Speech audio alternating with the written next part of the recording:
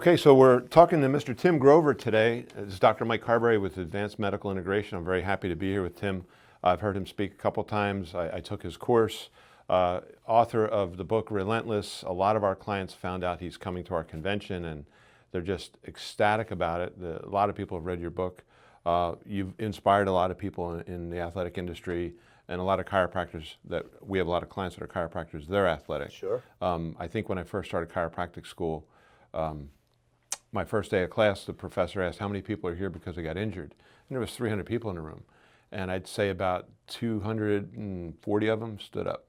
And the other 60 are lying. Yeah. And then what happened was, then he said, how many of you were in the Olympics? And 4 people stood up. And I was blown away that my classmates, some of them were in the Olympics. So there's a lot of our clients that are very, very interested to hear you speak. So thank you for coming here today to do this podcast. Thank you for having me. It's an honor. Thank you so much. And we're very, very excited about you coming to our convention in Orlando on April 26th and 27th. So I have a couple questions for you. Sure. Okay, we've been chatting all morning. It's been really fun. Mm-hmm.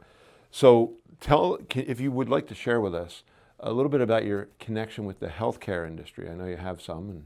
Well, my connection with the healthcare industry is, I'm known as, and I hate this title, but they call me a trainer. I don't consider myself a trainer. I consider myself the trainer because I try to stay on top of everything. But I deal with, when you're dealing with healthcare of a professional athlete, it's not only physical, it's mental. I'm dealing with everything from their nutrition aspect, their physical and mental well-being, injury prevention, supplements, and oftentimes, unfortunately, times medication.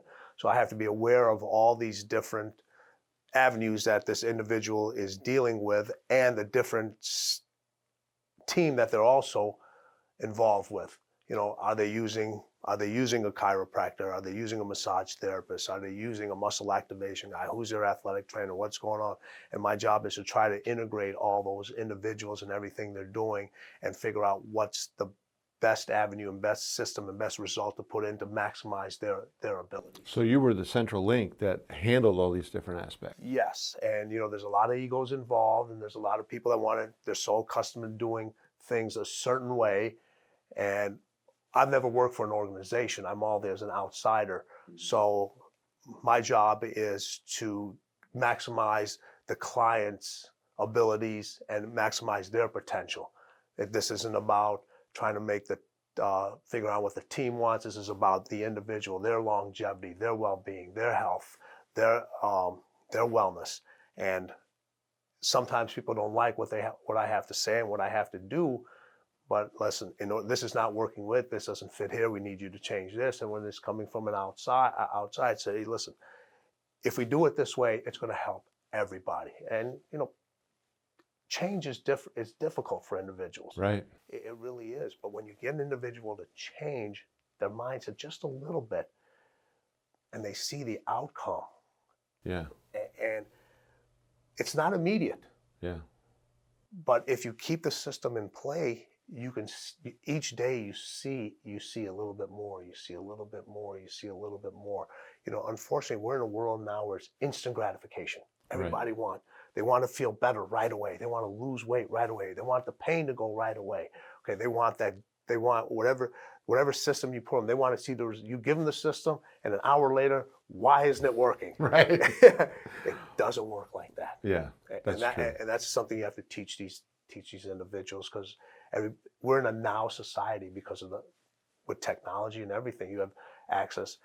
You and I, when we had to do our research papers, and so for this young audience, they might not even know this. There's a thing in a library called a Dewey Decimal System. Right. Okay.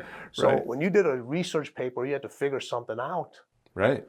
You had to go to the library. Yeah. You had to look it up, go find a book, sit down, read the book.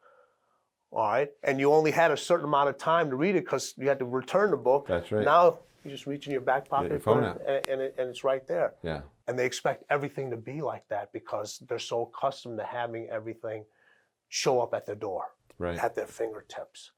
And then when you talk about a person and their physical and mental state, understanding that in order to change that, You have to change the individuals around you.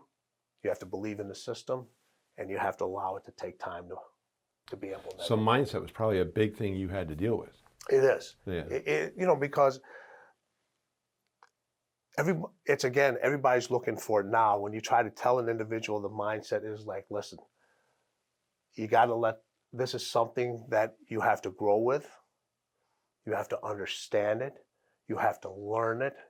I try to tell them, the individuals that are so talented in what they do it's repetition, repetition, repetition. You just don't do it once. You have to keep repeating it over and over and over again. Right. So when a system is put into place for these individuals, you just can't do it once.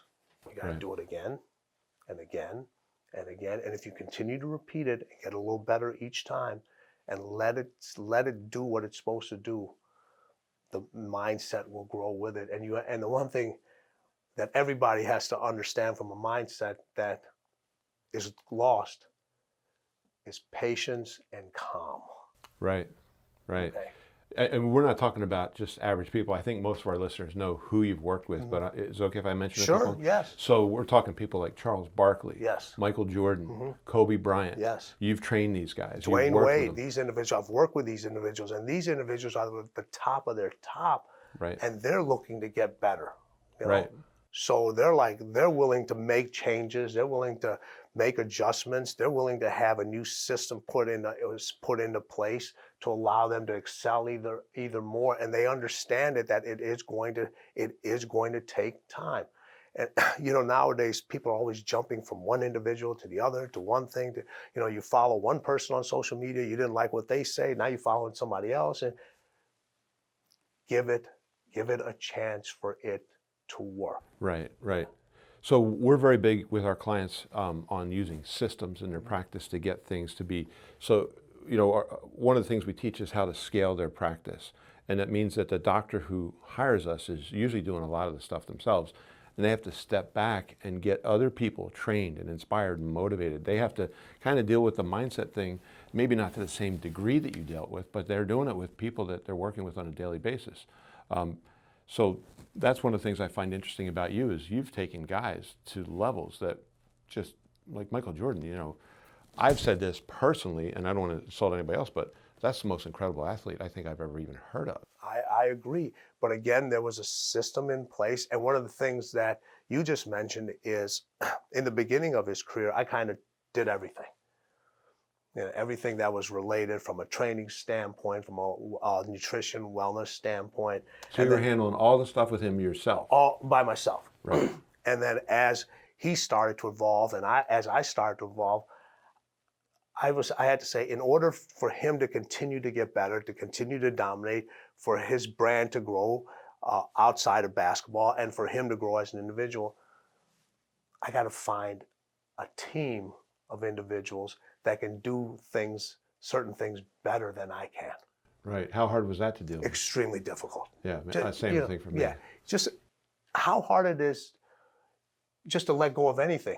Right. And guys, we have suits in our closet that we haven't worn for 20 years, but they have a designer name on it. And we don't want to let go of that. So if that's so difficult to do, right. Imagine how difficult it is to let go of something that you control the whole time. Right. But having the understanding that there are individuals out there that have certain skills, certain talents that are better than yours. Right.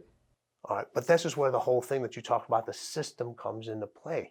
If you have the system in place, and then you get that individual to buy into that system, so they're still implementing your system, but the talent they have is better than yours. Allow them the freedom to do that as long as it still fits inside the system. And that's the most difficult thing to do.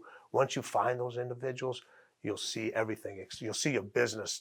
It'll flourish like it's never flourished before. Right. So we're talking about this now, but just to be a little clearer, like in your book, Relentless, you talk about obstacles and overcoming obstacles. Mm-hmm. What were some of the obstacles that you had to overcome in working with these super athletes?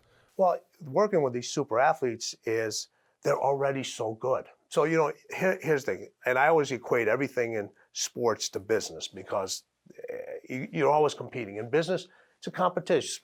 In basketball or football you play one game a week. Mm-hmm. You play one game a week. In your business, you're competing every single day. Mm-hmm. You're competing every single day, every single hour, and you don't have a playbook for it. You don't know what's coming in. You don't know who's walking in the office that day, what obstacle you have, so forth. The stronger your system is, the more you'll be able to deal with. But the thing I had to deal with was you have these elite athletes that are so talented. How do you elevate their game? So if you have something who's average, it's easy to show results. So, if you're seeing 50 clients in a week, all right, it's a lot easier to get from 50 to 60 to 70. Now, if you're seeing 400 or 500, now to get to that next level, Right. You really have to know your stuff. You got to be willing to put extra time in there. You got to be able to put a program into place that's going to work. You have to have the staff in there. You have to have everybody working together. So my thing was, how do I elevate an individual who's already considered the best at what they are to raise that bar just 1%? Right. And then the next time raise it again. So that's where it comes in, where you're willing to talk to people. You're willing to continue to learn. You have to put aside that I know it all. You don't know Right. it all. That's tough for some people to do. It's tough. I said, to me, when you think you know it all, that's actually when the learning begins. Yeah, I agree. I mean, like you think you know something, and then all of a sudden you realize there's a whole lot more to learn. That's when you really start to go, now I can learn, because you realize how much you don't know. Yeah, but people are this is what I don't want people get confused with. Okay, a system is put into place to grow a business. Most people use a system that's placed in place to follow what everybody else is doing, and it doesn't work that way, because everybody says, this is how you run a medical practice, this is how you run a chiropractic business, this is how you run a training facility, this is how you run a PT business. These are the pieces you get, this is how you do it, this is that. You see a client for this amount of time, you bill them, you so forth, you move on to the next, and it becomes a cookie cutter. Right. All right. And then you have to sit down and say, well, there has to be. If it's a cookie cutter, why is everything being put inside this box? Let's figure out something that's outside the box that can be better. And that's where the education starts. And you got to be willing to take a calculated risk. Right. Yeah. Right.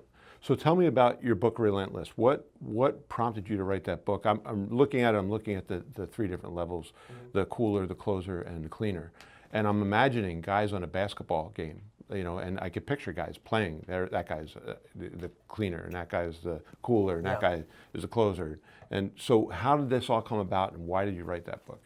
Well, there's so many books out there about working out, physically. And when I dealt with these athletes for such a long time, I was just like, what separates these individuals? Yes, they all work hard, they spend time on their skill set and so forth, but it's their mindset, the way they think. And a lot of times the way they don't think is what separates them from everybody else. What made Michael, I've dealt with many athletes that were more athletically gifted than Michael. All right. Really? Yeah, but they didn't have the mindset. They didn't have being able to block out distractions, being able to stay focused, being able to have clarity when you need it the most time. Same thing with the Kobe's and the Wades and the Barkleys and other athletes that I've hadn't had a chance to work with, but I've been able to talk to and be experienced around. Serena Williams, Tom Brady, those individuals. And it's the mindset that separates these individuals from the group. Right. You look at some of they're not let's look at Tom Brady. If you were to test him from an athletic standpoint, even when he was coming out of college, I think he was, don't quote me on this, I think he was drafted like 199. Really? He had one of the worst combine tests and everything. His career's going pretty good. Pretty good. Yeah. It's gone pretty good. Yeah. And he has the ability to see things that other individuals do. He's mentally stronger than his competition. As he's gotten older, obviously, he can't do the same things physically, but As the body starts to get slower, the mind gets faster. Right. And that's what Relentless is about. It's by being able to train the mind. And the categories that I have about the coolers, the closers, and the cleaners is, I used to, every time you watch TV and you watch sports and sport, they always say a baseball player would get this, oh, he closed the game out. And, you know, you'd see a basketball player hit the last minute shot. Oh, that person's a closer. And I was watching Michael, and I was just like, you can't put him in the same category. So if you're calling a guy who hits a game-winning shot a closer, and he's hit one game-winning shot, and Michael hits a game-winning shot, and you're also calling him a closer, I said, well, that's an insult to him. Yeah. This guy's on a different level. Right. So then I started to look at different athletes and started to classify them in different ways. And then, you know, you have your coolers are your individuals. And again, this is also in business, and you see this all the time. And it's got nothing. One thing I want to make clear: this has got nothing to do with money. This has nothing to do. This has nothing to do with the amount of money and individual. The money is a byproduct. I agree. 100%. Yeah, it's a byproduct. 100%. It's not. You don't just because a person is extremely wealthy doesn't make them a cleaner, which is a top level. Right. All right. So you have a cooler. Cooler's an individual that they're average. Mm-hmm. Okay. You give them something to do, they're going to produce the average result. So if you're in a business of sales, you tell them to make 50 calls, they're going to make 50 calls. Mm-hmm. They may have another 2 hours left on the workday, but you told them to make 50 calls. Right. I did exactly what you told me to do. Mm-hmm. All right. You tell them to show the work hours is from 9 to 5. They show up at 9. They leave at 5. They leave at 5 o'clock. But you know what you're going to get out of them every single day. Right. You know what you're going to get out of them. All right. Then you have a closer, an individual that delivers the end result over and over again, as long as a lot of obstacles aren't thrown that way. You give them a game plan, they're going to follow the game plan exactly. If a variable that's thrown at them that isn't in the game plan, that's like, okay, they don't know how to kind of deal with that. Like, it's not in the playbook. I didn't see this. What's going on? When you gave me the sales manual, that question, how to answer that question wasn't in there. So, and the blame goes on to somebody else. Right. You did not prepare me for that situation. Right. Okay. A cleaner gets the end result over and over and over again, no matter what's thrown at them. Yeah. I can see what you mean by the mindset and why that was Michael's and probably your other clients' top asset was their mindset. It's in business and everything. Listen, if you're in a sale, just like Michael used to say, I've missed thousands of shots. All right. Equate that to if you're in business of sales. How many calls do you have to make before you get that shot to go in? Most of them are misses. Okay, but you can't let those misses discourage you. Right. Yeah, in business, I see that a lot of times, especially being in healthcare, a doctor, whether it's a medical doctor, chiropractor, nurse practitioner, whoever, they're at the top. They appear to be at the top of the game when they're really doing well and they're helping patients. But a lot of times, these individuals, you know, that's not the top of the game. The top of the game is where they take that knowledge and say, now let me get other people to do it. That's a great point. So here's also a difference, characteristics difference between a closer and a cleaner. A closer will not help other individuals. A cleaner will always extend their knowledge and what they've done to others, all right? Because not only they want to challenge that other individual, it challenges them. Right. It forces them to raise their game and to elevate it because they know somebody helped them. And a part of a cleaner's job, a cleaner is an individual who not only can elevate himself or herself, but can also elevate the individuals around them, which is the most difficult thing. I totally agree. You know, because that's what I've shifted my focus to. I was a good chiropractor, I was a good doctor, and to shift from that to let's get other people to do it. Let's like the name of our company is integration. That is getting different licenses to work together. Yes. That's an even tougher That's thing. So difficult to do. And you had to deal with some of that. I still have to deal with it. It's a lot because everybody wants, there's enough credit to go around for everybody. Mhm. All right. But you have individuals, they want all the credit. Right. And that's the quickest way to destroy a team. It's the quickest way for a system that's you're trying to implement not to work. There's enough credit to go around for all. And if everybody puts their skill sets together physically and mentally and puts their knowledges together, everybody will flourish and we'll all win together. Yeah, that was one of the things that really resonated with me with your description of the cleaner. That they're not looking for the credit. That they don't want to be in the limelight. They don't have to be in the limelight. They just do it. Do it. That's it. It's their it's their job. People come in and come up to you. Listen, if you're in the sales business or you're in the healthcare business and chiropractic, you go out and say, listen, I helped this client get better. You're supposed to help the client get better. Right. That's why they came to you. Yeah, that's what they came to you. All right. Michael always said, I'm supposed to make baskets. I'm supposed to stop the other team. I'm supposed to win games. Why is people looking to get patted on the back for things that they're supposed to do? Right. Boss, I closed 3 sales today. You're supposed to close sales. Right. That's exactly right. That's interesting. Yeah.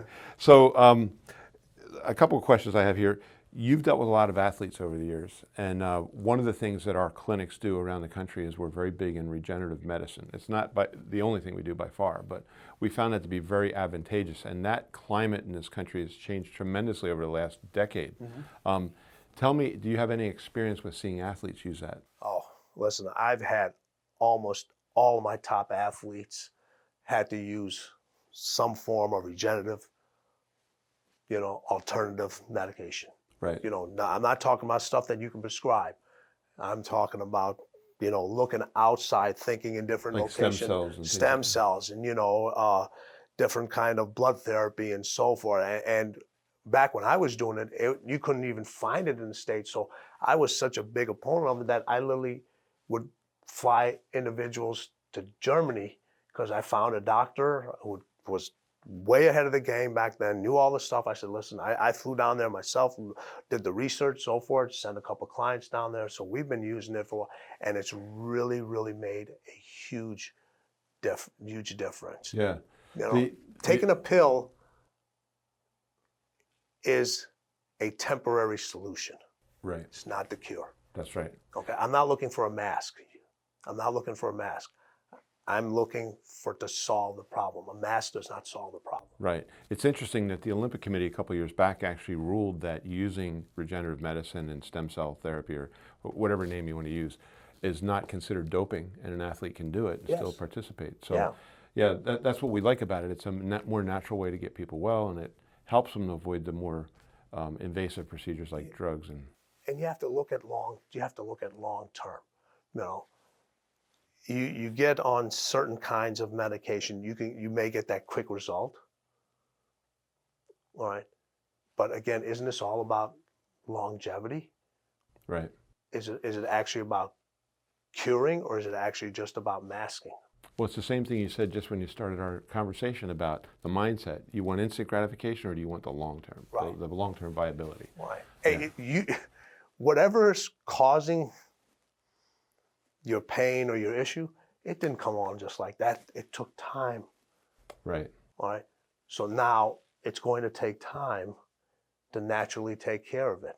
And if you follow the plan and you follow the system, it will work. But it has to be a different mindset. The mindset has to be, I need to give this an opportunity to work. And if I do it and I do what I'm supposed to do, right? And this is why a lot of people are afraid of, alternative medicines and different therapy programs, is because it requires them to do some of the work. Right. Yeah. That's a big part of it. They don't want to I don't have time. Oh, you always have time for the things you do first. Right. That's right. All right. Time is something you have to be able to create. Right. So so everybody wants it now. So if you do this, when I've dealt with my athletes, I always said, listen, they've kept me along for an extended period of time. So a lot of individuals throughout their whole careers, you got to give this time to work. You got to give this time to work. Okay.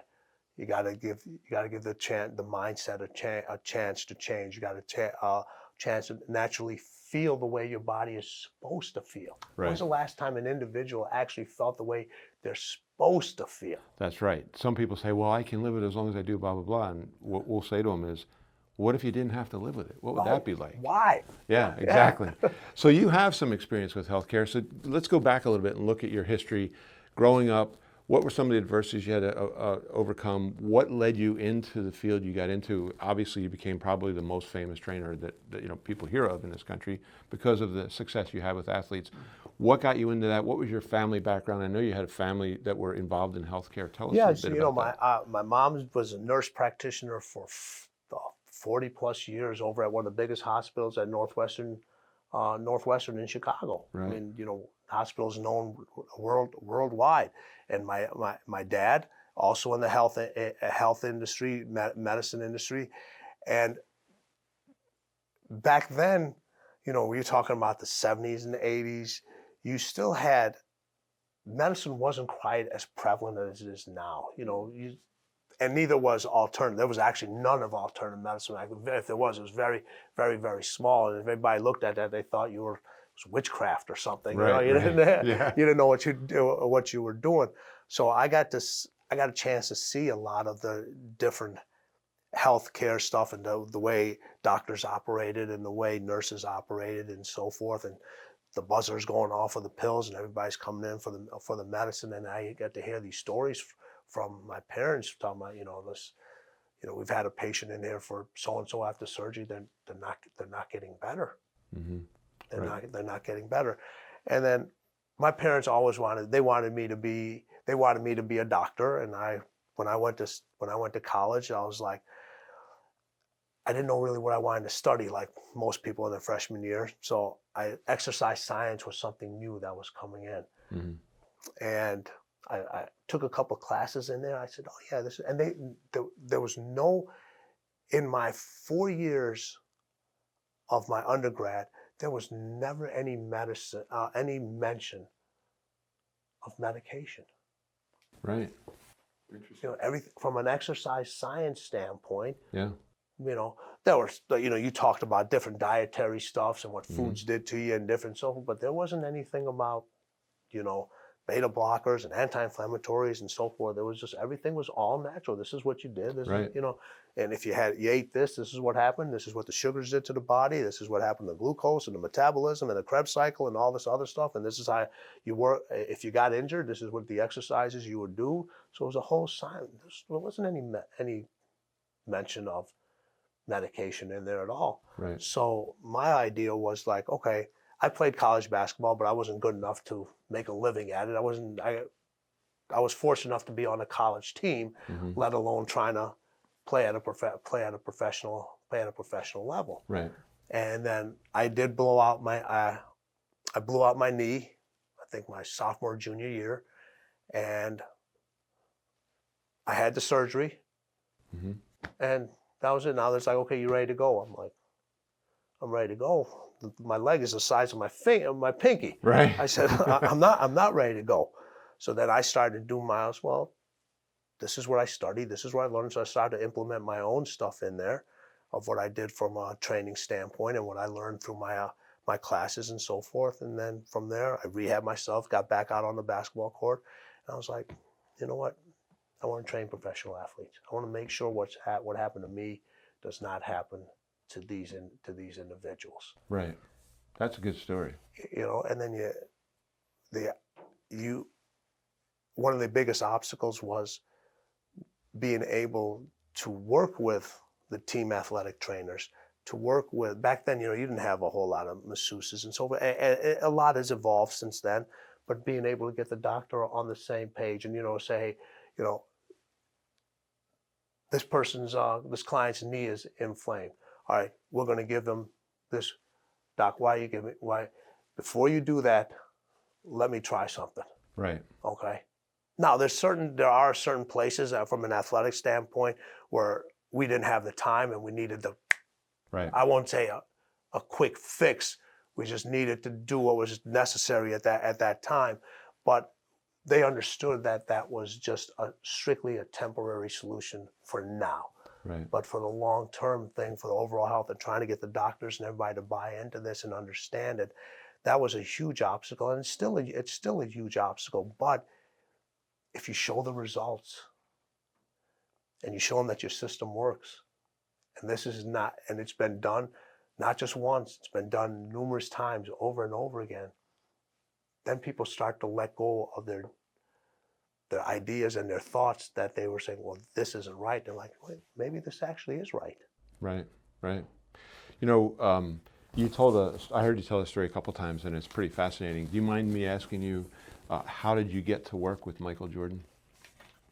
Sure. So there's 15 players on, and this was something where, now that I think about it, this was the least cleaner move I've ever done. Okay. So this was the time where there was no emails. Mm-hmm. Okay, you had to actually write a letter, okay, on a typewriter. Right. All right, or write it down, drop it in a mailbox, put a stamp on it, and it would get delivered. So there are 15 players on a basketball team. Mm-hmm.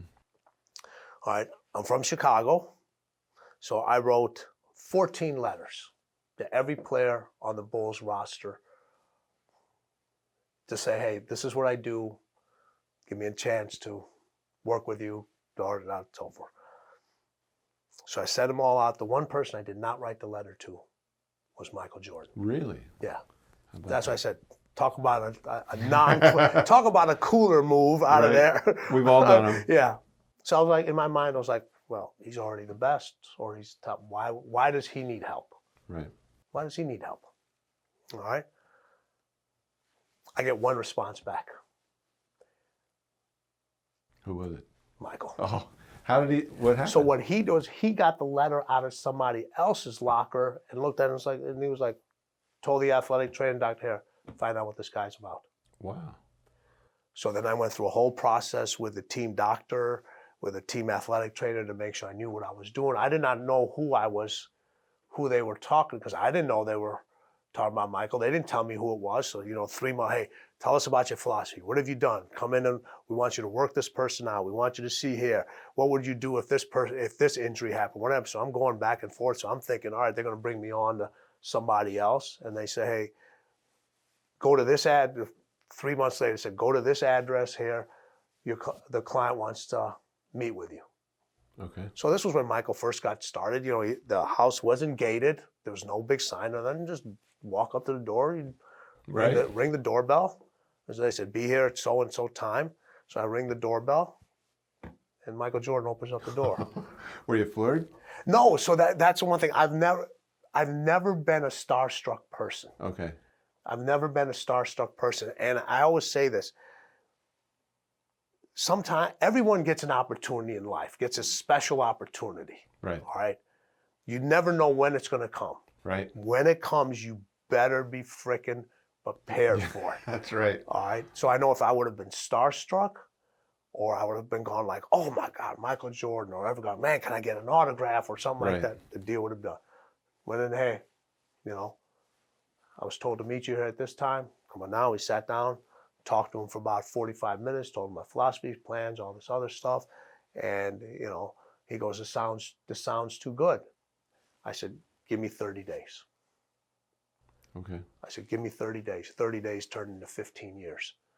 Wow. And I said, the first thing I said we're going to do is like, listen, I've noticed you've constantly, there's a hamstring issue. There's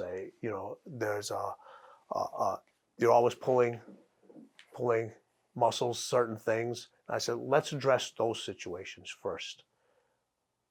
I said, we'll worry about everything else later. Because I said, the healthier you are, the better you can perform. Think about that in daily life. The healthier you are, the Right. better you can perform. Yeah. Personal life, business, relationship, athletics, kids, everything. The healthier you are, the better you can perform. That's true. That's very true. So I said, let's address that first. Let's address the stuff. Even though you think you're healthy, But you get these little tweaks. I said, well, when you get a pull or something, I said, what do they do? Oh, tell me to take some. They said, tell me to take some aspirin, and they wrap it up, and so let's get away from that. Okay. Okay. Let's, instead of dealing with, and this is the great thing that you guys are trying to implement. Okay. Most people deal with the symptoms. They want to cure the symptoms. Right. Let's deal with the cause. Yeah, absolutely. Absolutely. Let's deal with the cause. So what we're doing is everything you're going on with Michael, you're only dealing with the symptoms. But what's causing your hamstring to constantly pull? What's causing this? What's causing these different imbalances? So what was it like in dealing with him? Like, did you have to wrestle with his mindset, or was he right there? Here's the wonderful thing that I've learned about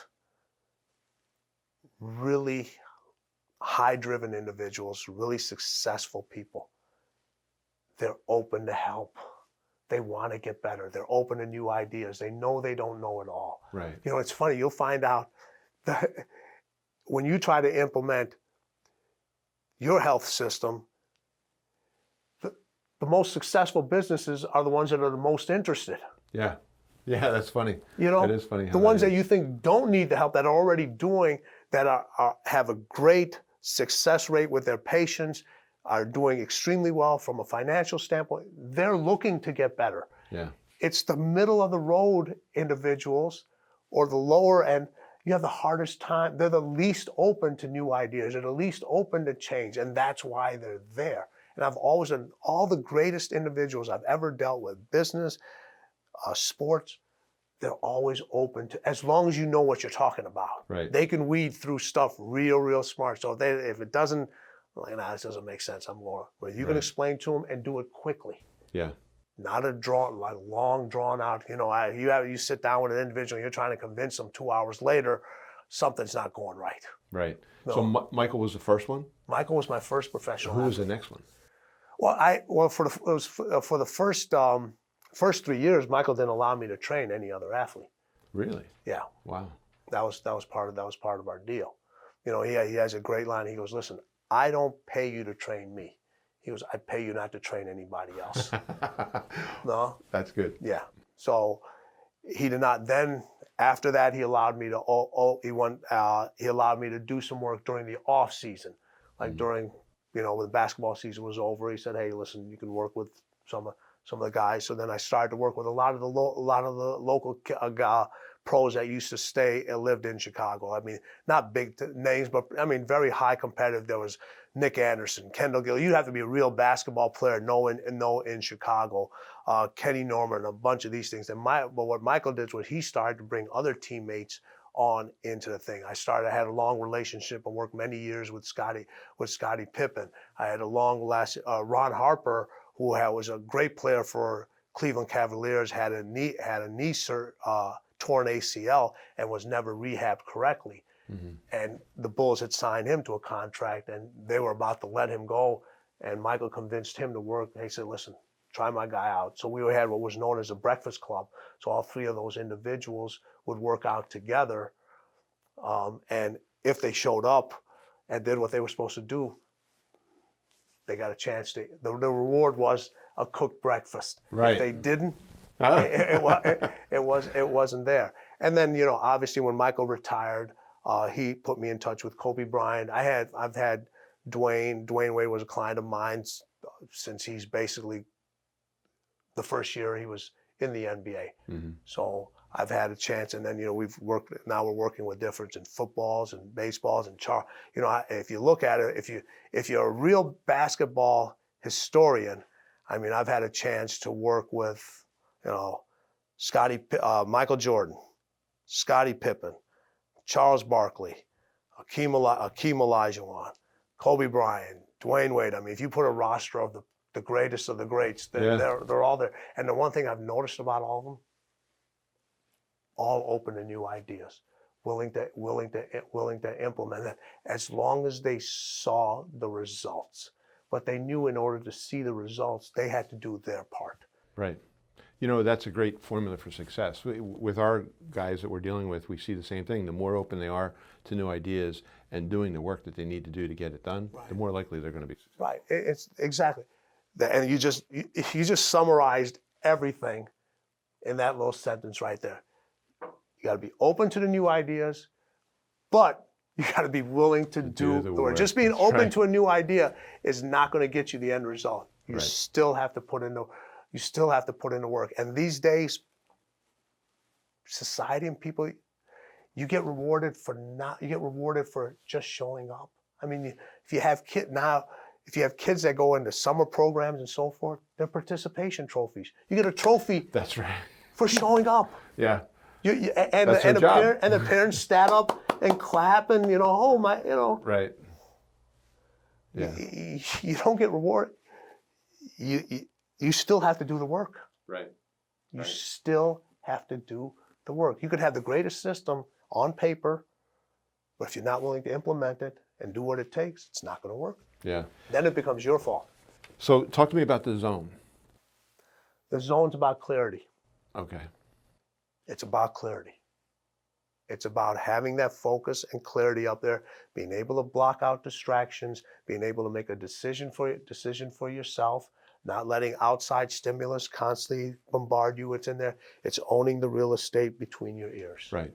That's what goes to what you said earlier about staying calm, being clear, being able to see what's going on in front of you and handle that. No matter how successful you are, life gets in the way. Mm-hmm. There's always going to be crap. There's always going to be something. It's just the more successful you are, the less sympathy people have for you because they just see the dollar signs. Right. You know, just because you're extremely wealthy doesn't mean your kids won't have problems in school. Right. All right. You know, doesn't mean there are no relationship issues. That doesn't mean that your car's not going to start one single. That things people just don't see those. People just don't see those things. And it's hard for them because they think that money. And if you think the money is a cure-all, it's not. Everyone is still going through things. So when the zone is about knowing what you're doing so well that you don't have to think.